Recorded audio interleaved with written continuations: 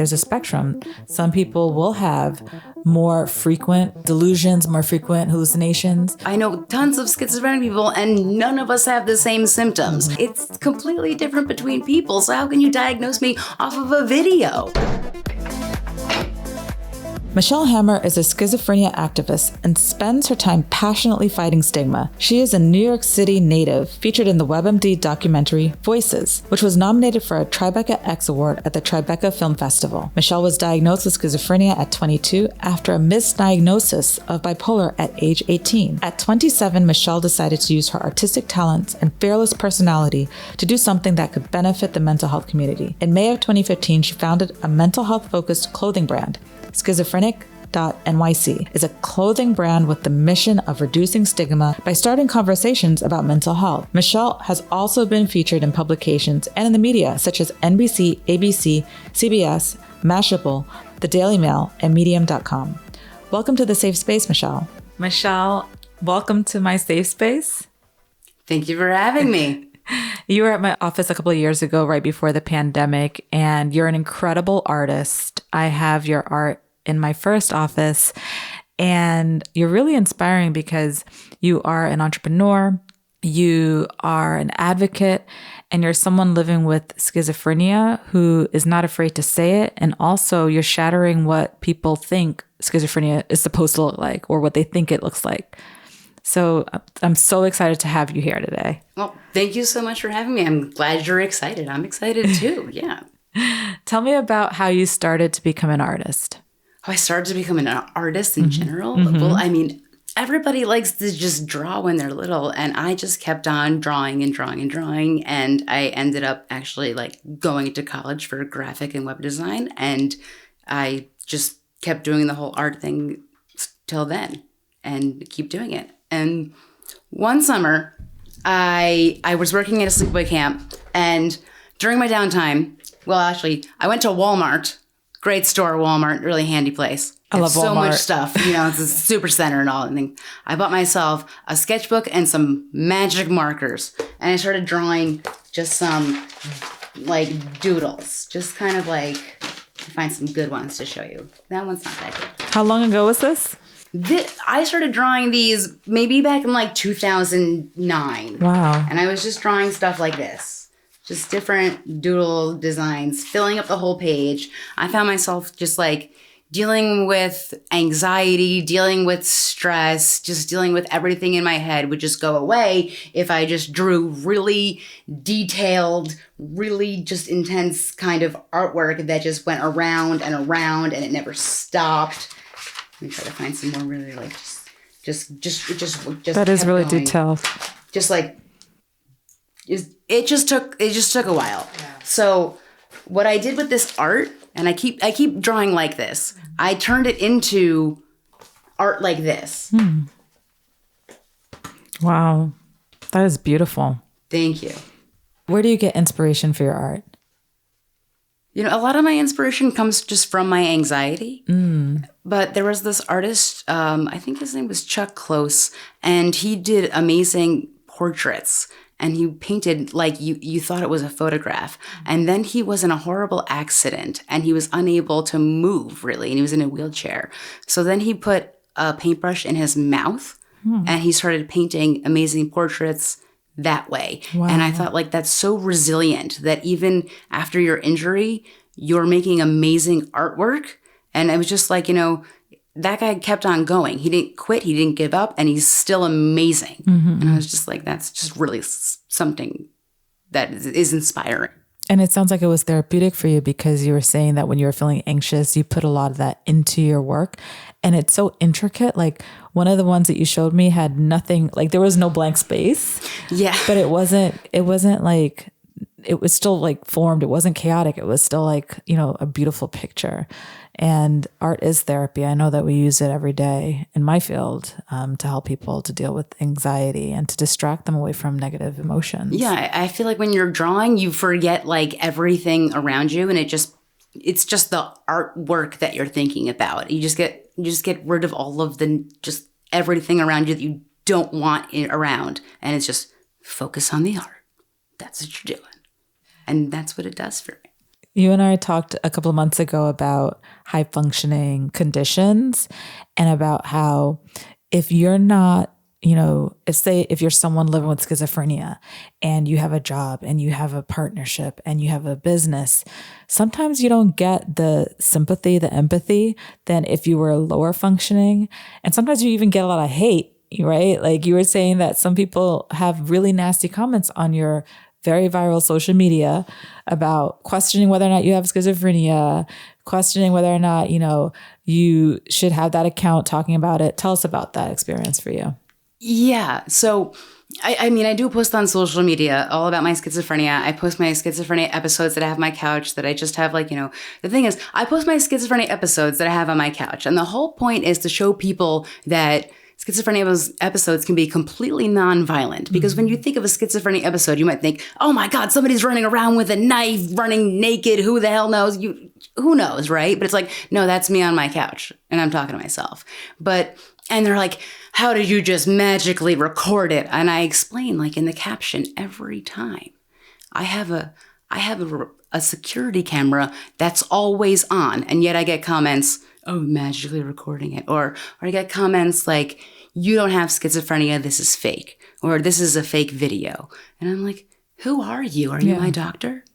Because if I don't have schizophrenia, I got to tell my psychiatrist as soon as possible, because this person on Instagram or Facebook or TikTok is telling me I don't have schizophrenia. So my doctor must be wrong, right? Because this comment it must be real, right? Because these people on the internet, don't they know more than my doctor, apparently? Apparently they think they do.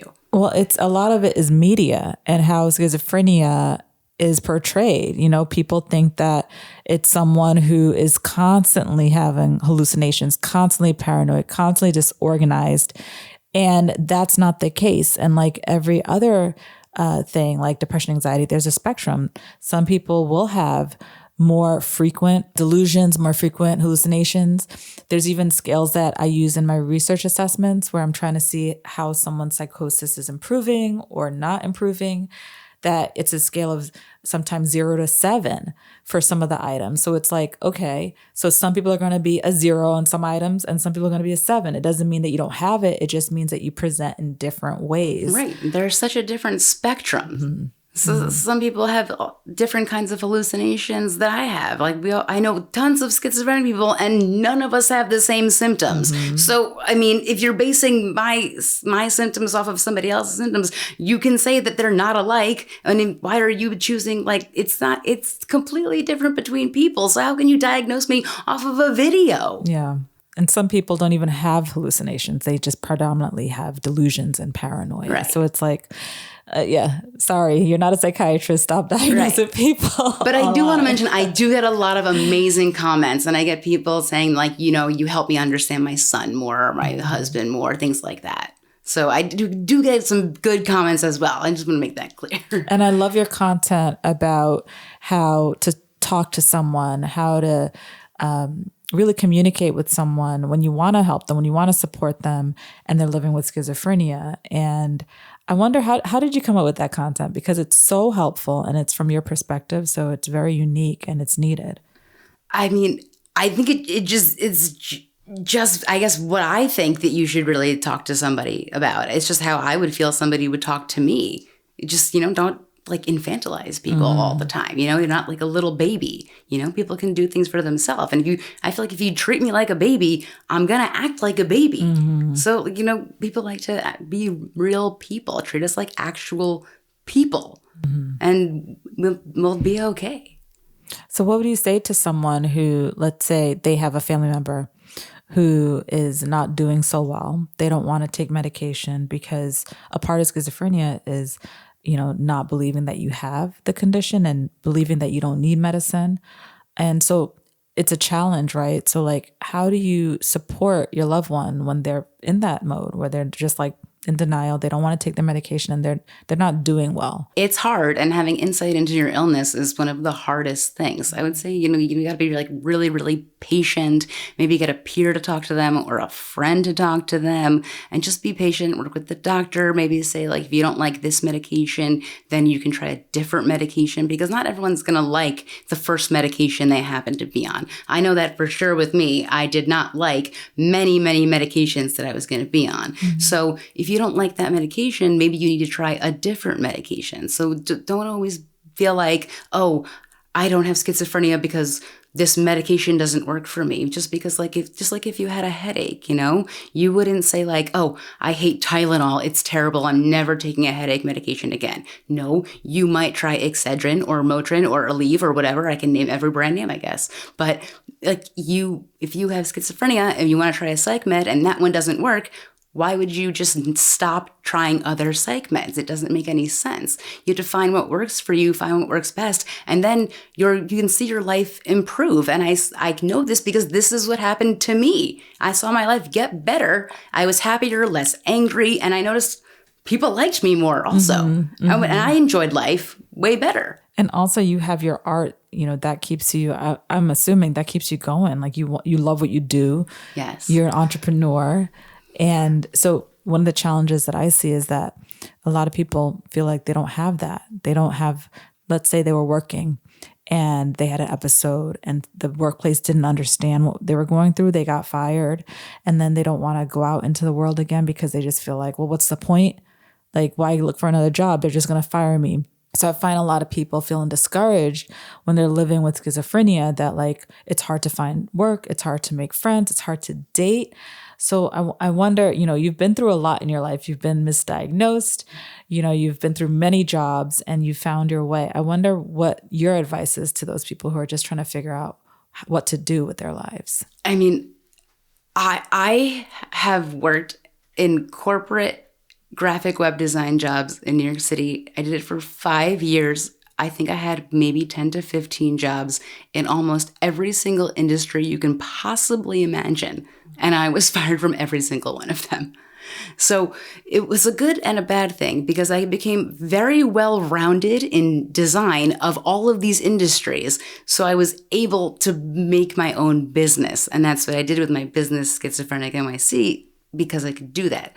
So for other people that are like, not doing well with finding jobs, sometimes you have to find that job that you can really thrive in. Maybe that's not the job you always wished you could have, but it's that job that you can thrive in. And that's kind of like what I did. Like, I mean, it was just every single time I got fired, it was just like, oh my God, again, I can't believe I can't do this over again, because I've had these jobs that I thought that I wanted so badly, but I just couldn't thrive in them and they weren't for me. I couldn't do it. So I had to make a job for myself. I started working for myself because I can't fire myself. Right. Or can I? But no. So it's like you just have to find something that works for you. Do the best thing that you can do for you. And maybe it's not that job that you think you've always wanted, but you make what works for you. And that's kind of what happens. Have you found that there are certain industries or certain jobs that are more open and inclusive for people living with schizophrenia? Have you found that there are certain, from your experience working on all these different jobs, what have you found? I found that I enjoy a job more where you don't have to dress up. If it's a more relaxed environment where you're not, we're super dressed up, it's more relaxed, it's more chill. Because once you go into those, men are wearing suits, you have to wear the nice shoes and everything. It's like this is more serious and they don't want you to mess up anything, things like that. That's kind of the vibe I've gotten. You are really, I don't know if there's anyone else doing what you do. And it's just such a unique perspective. How did you get to thinking about starting those videos, especially the ones that are viral? With the me on my couch ones? Yes, yes. It's funny because I first started that because I was telling my psychiatrist, I can't stop talking to myself. And he's like, well, what does it look like? Like, what do you mean? And he's like, get a video. And then I was like, okay, let me try to get a video. And I just opened my computer to that like photo booth thing. I pressed record. I was playing music. And then I was kind of daydreaming or something. And then I was like, oh, what happened? And I hit like, stop. And I played back the video and I was making all these crazy faces, sticking out my tongue, making all these weird, I was like, what in the world am I doing? So then I put it on YouTube, but said it's a private, and I sent it to him. And then he's like, did you put this on YouTube? And I was like, but it's private. And then one day I was like, you know what, let me make this public. And then I just thought, you know what?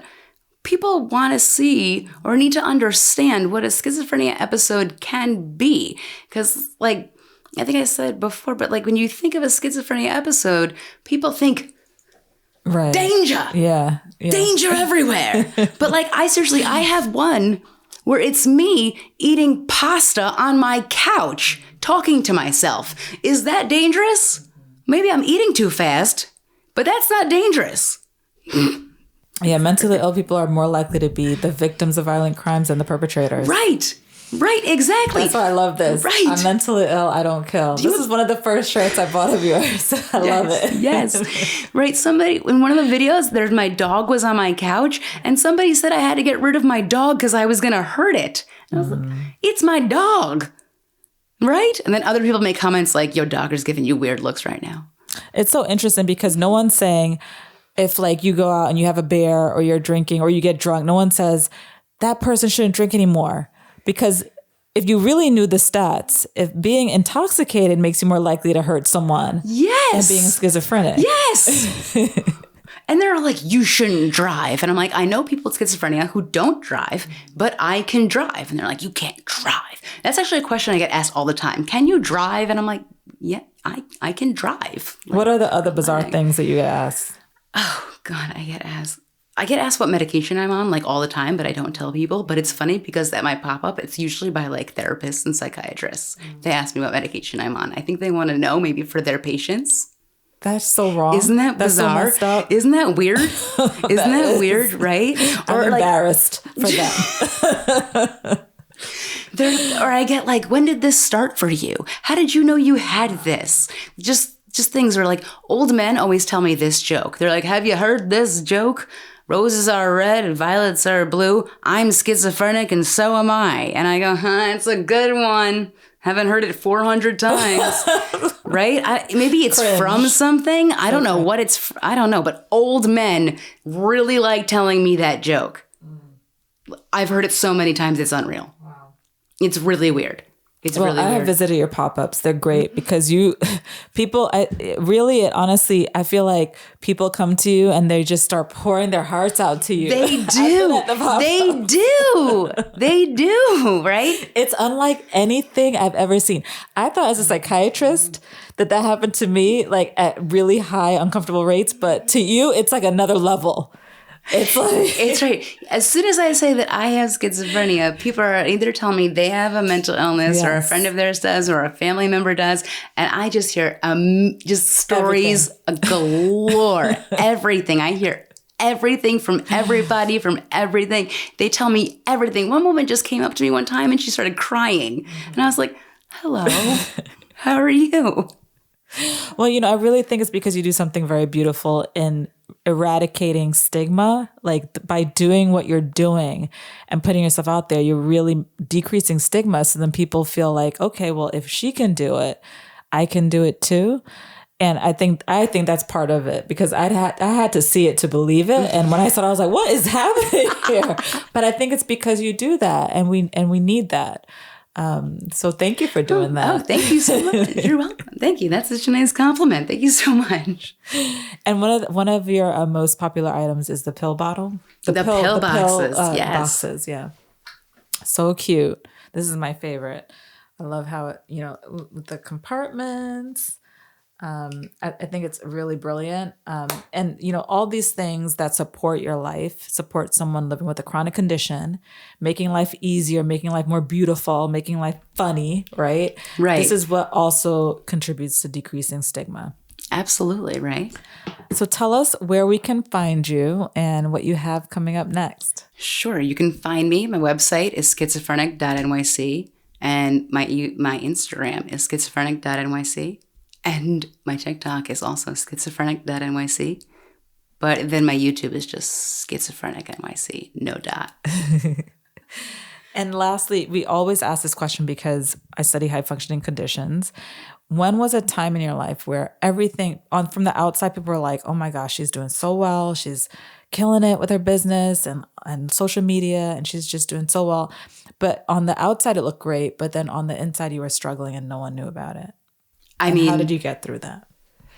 I feel like that happens every few months when I think that like, oh God, I haven't had an order in a while. I'm doing terrible. Nobody likes my job, my business. I'm going to be terrible. I'm a bad mental health advocate. But then I get through it because I get amazing messages and comments and things that are so uplifting and how I'm helping them. And just by getting those, I feel so much better about myself. Like maybe somebody else did something that was really cool, but this person sent me a personal message telling me how much I've helped them. And I think that's really how I get through it. Oh, well, thank you. That is beautiful. Thank you for coming to our safe space. Well, thank you for inviting me.